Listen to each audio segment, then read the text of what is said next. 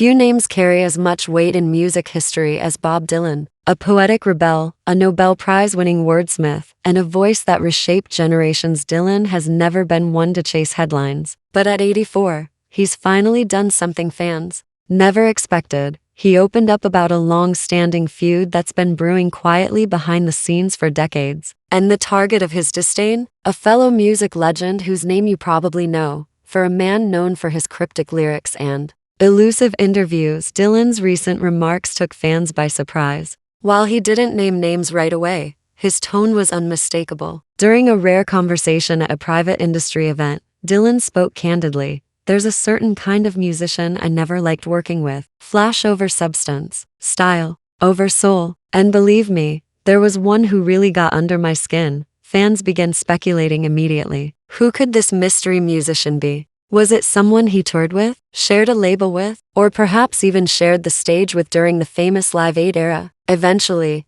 Dylan let the mask drop and named David Bowie as the artist he clashed with the most. To many, this was shocking. Bowie and Dylan, two icons from different ends of the musical spectrum, had seemingly respected one another from afar. But Dylan's insight painted a much different picture. I never hated him personally, Dylan clarified, but artistically. We were oil and water. He was the chameleon, always changing. Me, I stayed rooted in the truth of what I felt. I didn't need to dress it up in glitter or space suits. It's important to understand the context. Back in the early 1970s, Bowie publicly expressed admiration for Dylan. He even wrote the Song for Bob Dylan as a tribute. But Dylan reportedly saw it as a mockery more than an homage. He didn't appreciate being turned into a character in someone else's narrative, especially when that narrative came from a glam rocker with painted eyes and platform boots. Their paths crossed a few times over the years, but they never collaborated.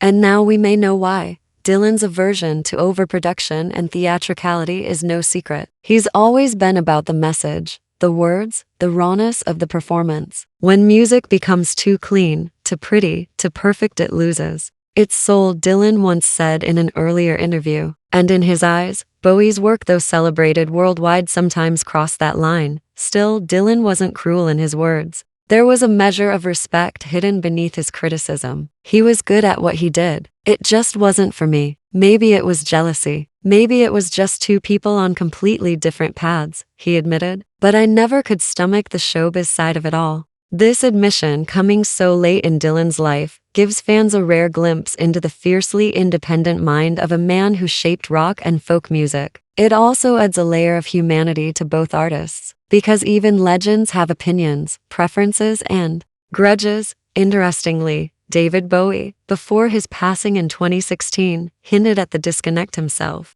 In an old interview, he was asked about Dylan's lack of response to his tribute song. Bowie smiled and said, "Bob walks his own road. You're either on it, or you're not. So why is Dylan opening up now? Maybe it's age, maybe it's reflection, or maybe it's simply time." At 84, he's lived through more musical revolutions than most of us can name. He's collaborated with the greats, turned down even greater offers, and stood by his principles no matter how unpopular they were. And perhaps, in looking back, he felt the need to clear the air, even if just a little. This revelation doesn't diminish the legacies of either man. If anything, it makes them more real. Two visionaries who saw the world differently, who shaped culture from different corners of the stage. Dylan's honesty might ruffle a few feathers, but that's always been part of his charm. Unfiltered, unapologetic, unforgettable. And whether you agree with him or not, one thing is certain: Bob Dylan's words still make people stop and listen even after all these years.